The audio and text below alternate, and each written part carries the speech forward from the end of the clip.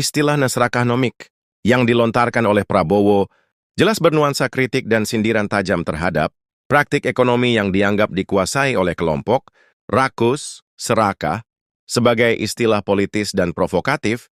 Ini menarik untuk dikembangkan lebih jauh secara akademis agar bisa menjadi kajian yang serius dan bermanfaat bagi rakyat. Berikut adalah kerangka awal kajian akademis tentang naserakahnomik yang bisa dikembangkan oleh para akademisi. Judul kajian, Serakahnomik, kajian kritis atas ekonomi yang dikuasai oleh keserakahan elit.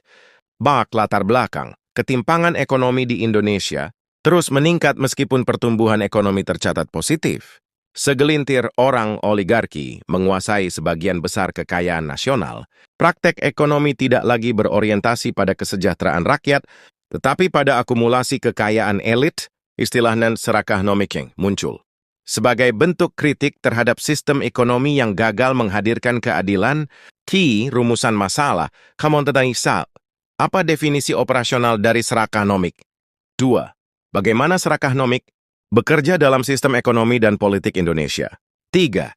Siapa yang diuntungkan dan siapa yang dirugikan dari sistem ini? 4. Apa dampak serakahnomik terhadap demokrasi, kemiskinan dan ketimpangan sosial?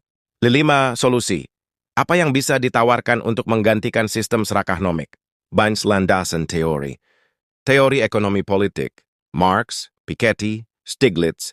Teori ketimpangan struktural. Teori oligarki ekonomi. Winters. Teori ekonomi keadilan sosial. Amartya Sen. Metodologi kajian. Studi literatur dan wakana. Discourse analysis.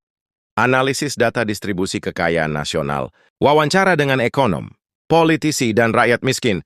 Studi kasus kebijakan yang memperkuat serakahnomik. Misal, UU Cipta Kerja, privatisasi bumen, subsidi korporasi, ciri-ciri sistem serakahnomik. Jane. 1. Negara dikendalikan oleh kepentingan pemilik modal besar. 2. Kebijakan publik lebih menguntungkan korporasi daripada rakyat.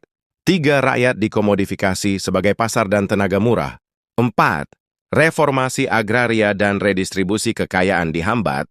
5. Oligarki media menciptakan ilusi pertumbuhan ekonomi. Dampak nyata serakahnomik. 1% orang menguasai lebih dari 50% aset nasional. Kenaikan harga tanah, pendidikan, dan kesehatan. Upah stagnan meski produktivitas meningkat.